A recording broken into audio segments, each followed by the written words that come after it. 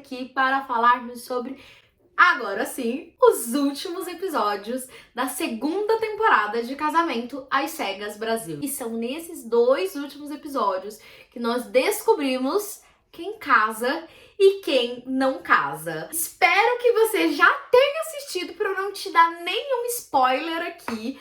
E confesso, fui pega de calças curtas com o casal Verônica e Will, que no vídeo anterior, se você não assistiu, o card tá aqui em cima, eu falei que eu estava shippando, estava achando que ia realmente dar certo, mas me frustrei, né, queridos? Me frustrei com um casal que eu nem conheço. E agora vamos, por fim, à análise final dos casais que disseram sim, que aceitaram a pessoa depois de terem se encontrado e passaram para o período de lua de mel e de convivência. No vídeo anterior, eu comentei bastante sobre a Maíra e o Gui, como eu achava que faltou um pouquinho de maturidade emocional para ela, para lidar com o que era dela, o que era do Gui, o que era do passado, e que eu acreditava que eles deveriam sim terminar antes de irem ao altar, porque seria menos traumático,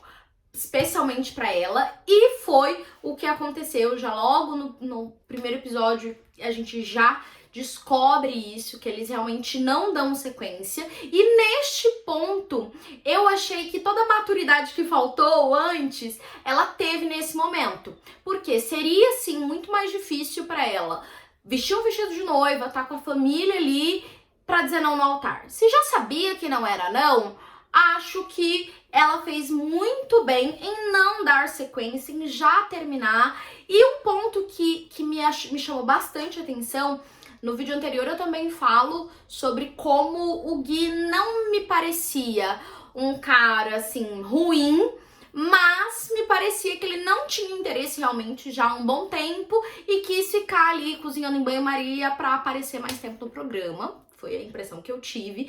E depois do término, eu me incomodei com algumas atitudes dele que acontecem muito na nossa vida real. Por quê? Eu não tô fazendo esse vídeo aqui só de fofoca. Estou fazendo porque eu acredito que nós mulheres merecemos e podemos ter relacionamentos melhores e mais saudáveis. Então a gente pode aprender com esses casais que topam o experimento, o que a gente... Na nossa vida normal, evidentemente, ninguém conhece ninguém nesse cenário, mas o que a gente pode aprender.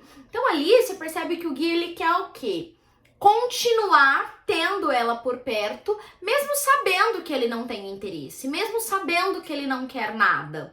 E ela se posiciona de que não quer amizade, não quer continuar conversando, sendo que eles já sabem que não vai dar certo. E esse é um ponto, eu acredito muito que não existe amizade entre ex, é algo assim muito raro.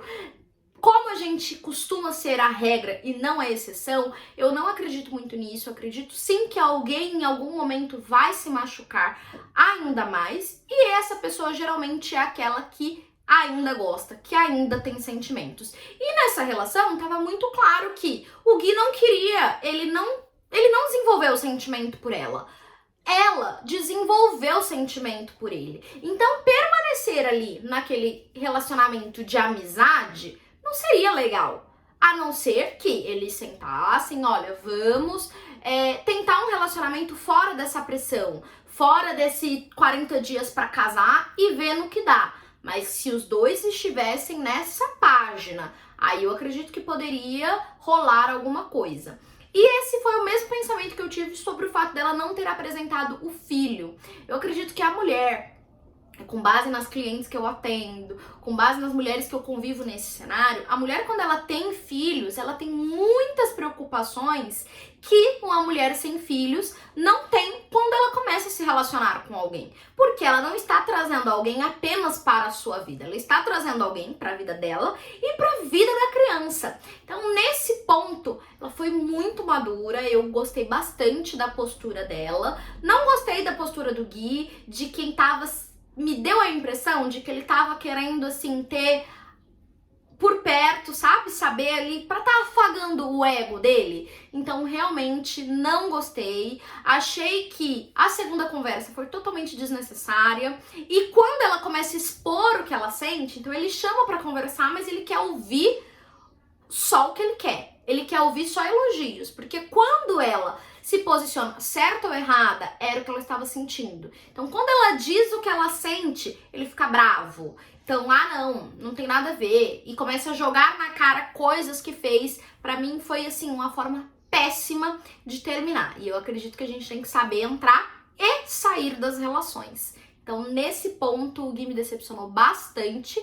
E tô com a Maíra e nesse ponto aí, e não abro. Eu acho que a relação também não ia pra frente. E ela fez o correto, terminando antes de frustrar-se ainda mais e envolver outras pessoas em um trauma que não tem necessidade nenhuma. E que fique pra gente a frase que a Maíra traz, né? De que algumas pessoas, elas passam pela nossa vida não pra nos amarem, mas pra nos mostrarem que nós precisamos nos amar.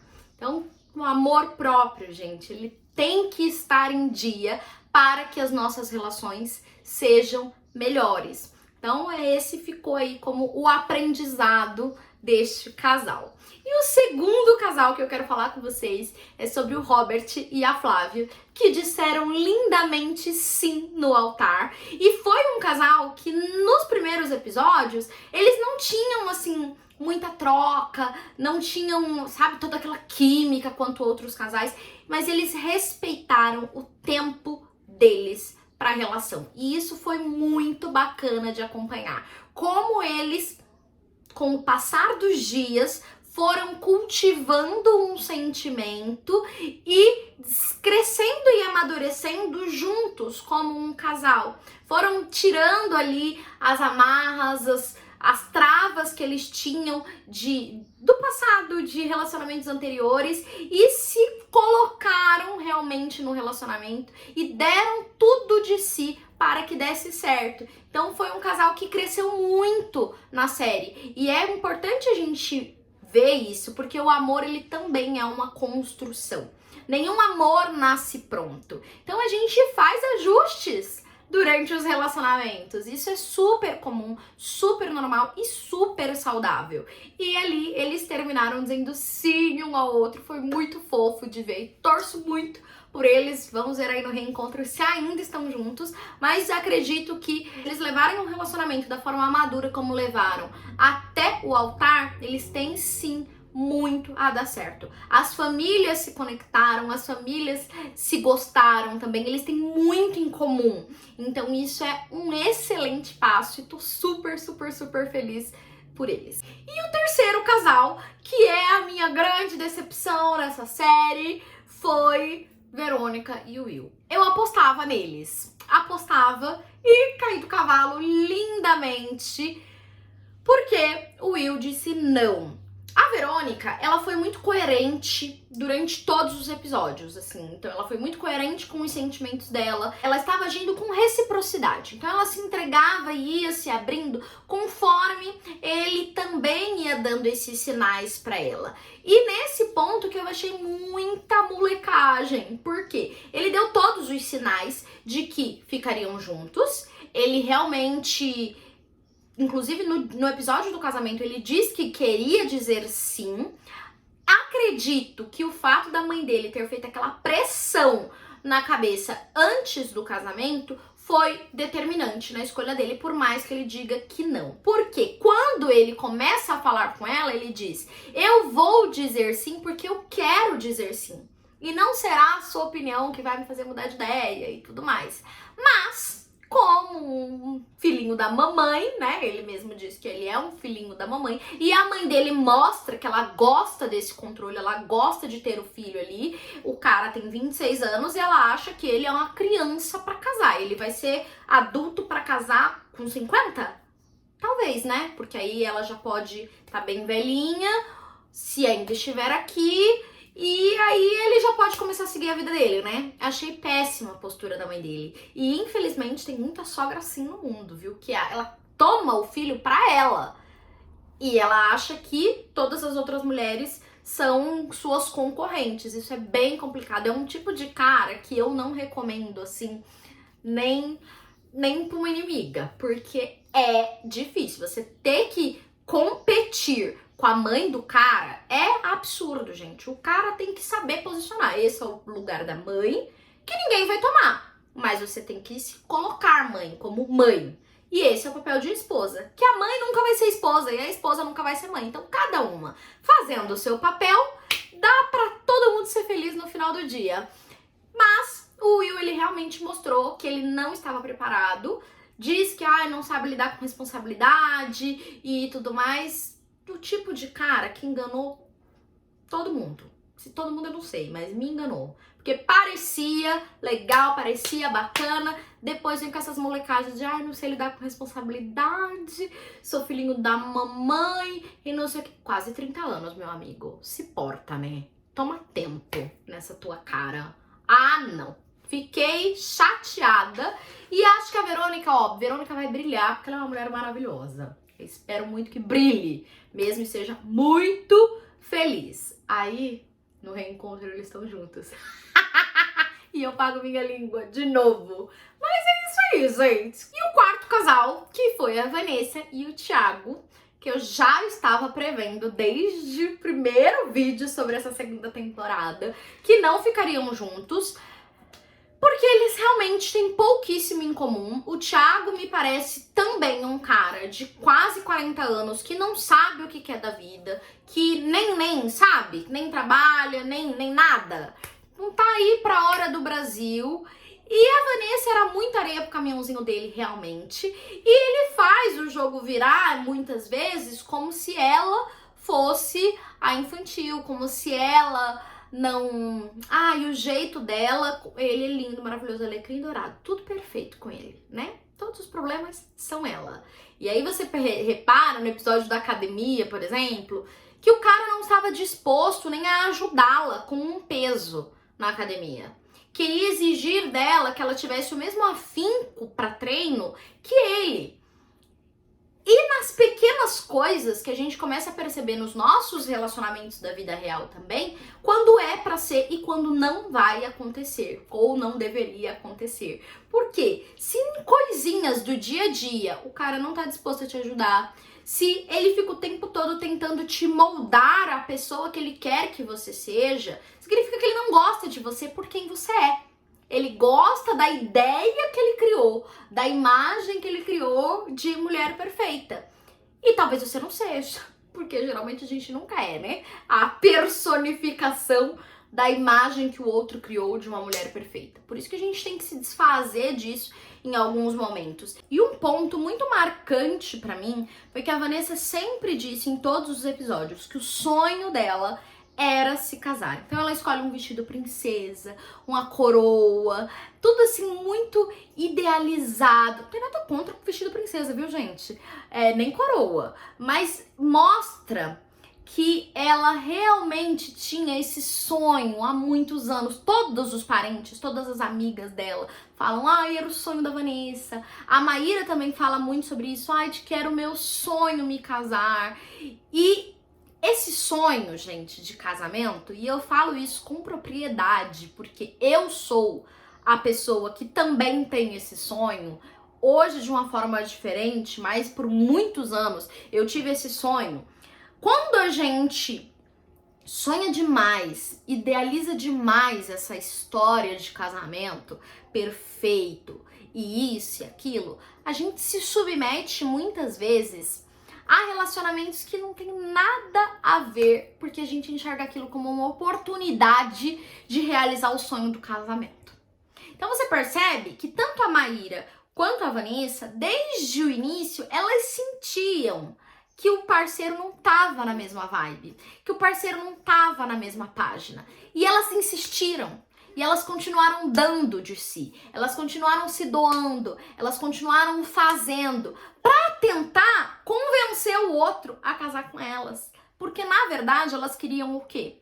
Realizar o sonho do casamento. E por muito tempo eu também fui essa pessoa de estar em relacionamentos que não dariam certo, visivelmente, mas eu fazia de tudo, eu fazia a minha parte e a parte dele, porque eu queria realizar o sonho do casamento. E aí, pode até ser que dê certo, pode até ser que case. E como vai ser esse casamento? Por quanto tempo a mulher, eu ou você, vamos continuar fazendo a nossa parte e a parte do outro, porque a gente quer estar casada. Isso não se sustenta. Isso não se sustenta. Então são relacionamentos que já começam com data de término basicamente marcada. É porque não vai dar certo, não vai durar. Porque você está num relacionamento basicamente sozinha com aquele seu sonho de casamento perfeito, de vida perfeita, que não existe. Então, pra mim, o que me transformou e o que me mudou nessa questão do sonho foi entender que o sonho do casamento não há nenhum problema com ele. Eu posso sim querer me casar, eu posso sim querer construir uma família e ok, mas não a todo custo, não a qualquer preço. Então, eu realizo os meus sonhos, aqueles que dependem só de mim.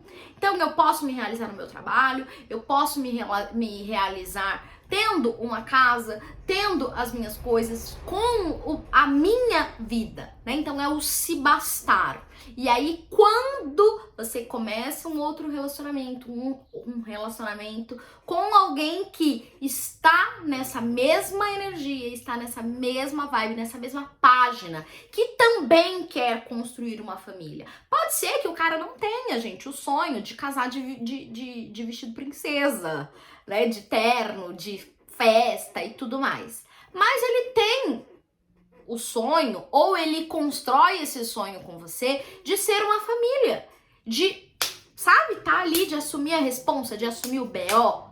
E aí sim, vale a pena você abrir o seu sonho do casamento, abrir essa caixinha e realizar esse sonho. Mas não é a qualquer custo. A gente, enquanto sociedade, né, nós mulheres, a gente cresce pra ter esse sonho. Pra sonhar em devotar a nossa vida a um relacionamento, a um homem, a filhos, a casa. E isso serve a quem? Esse sonho do casamento a todo custo e a qualquer preço serve a quem? Não é a nós, mulheres. Serve sim a uma sociedade machista que gosta de manter mulheres nessa caixinha de casamento, mas não serve aos nossos interesses. Então, é muito importante que a gente tem o sonho? Ok. Tem o sonho, já foi criado, já passou por isso. Agora que você aprenda a lidar com isso. O que você sonha? É com a festa do casamento ou é com um casamento que dura? Um casamento que dá certo? Um casamento que exige respeito, que existe parceria, que existe uma troca, que existe reciprocidade, que os dois querem estar juntos e querem fazer aquilo dar certo? Porque aí você percebe, o Robert e a Flávia não tinham o sonho de casamento, mas eles estavam dispostos, eles se dispuseram a fazer dar certo e foram mais bem-sucedidos do que outros casais que a mulher veio já carregada de toda essa fantasia, de todo esse conto de fadas, de tudo que a Disney inculcou na gente por todos esses anos. Então, maturidade, meninas, para lidarmos com a questão do sonho do casamento, porque não é tudo que uma mulher pode ter na vida um casamento. A gente pode muito mais do que ser esposa, o que não há demérito nenhum. Mas a gente pode ter muitos outros sonhos também e realizá-los da mesma forma como realizar o do casamento. E por fim, chegamos no casal que foi o queridinho de muita gente, que também me surpreendeu, já falei isso no último vídeo, que era a Tamara e o Alisson, que de início eu achei que não daria certo nem a pau, mas eles se mostraram aí bem diferentes do que eu imaginava e disseram sim. As famílias, o pai da Tamara, gente, ele merecia um episódio só pra ele, de verdade. Ele é muito bom, icônico, adorei. A família do Alisson também era uma preocupação que eu tinha quando eles se encontrassem, como seria lidar com a diferença, né, inclusive cultural, e muita gente falou, né? Ai, quando a irmã diz, imagina uma moça loira e não sei o quê. Porque é o que eles estão acostumados, né? Era o que eles estavam acostumados. Mas eles mostraram realmente na série que o amor pode ser cego às vezes. E tiveram uma troca maravilhosa. A família recebeu ela também de uma forma muito bacana. Pelo menos o que mostrou na edição, né? De uma forma muito bacana. E da mesma forma a família dela. Então eles tiveram sim uma construção bem legal também e disseram sim. Então os dois casais que disseram sim eram os casais mais improváveis no início da série pra mim, que foi a Tamara e o Alisson e a Flávia e o Robert. Torço muito para que sejam felizes e que os demais participantes também, não todos, mas a maioria, para que sejam felizes. Espero que você tenha gostado desse vídeo. Me conta aqui o que você achou desses episódios, o que você achou desses casais, qual análise você fez, o que você aprendeu para sua vida também. E se você não tá inscrita, se inscreve aqui no canal, ativa a notificação, porque sempre tem vídeos novos explicando para você um pouquinho sobre os seus direitos como mulher e também analisando séries e filmes e casos da vida real para mostrar pra gente que nós podemos sim ter relacionamentos melhores e mais felizes. Um beijo pra você e até o próximo vídeo. Tchau, tchau!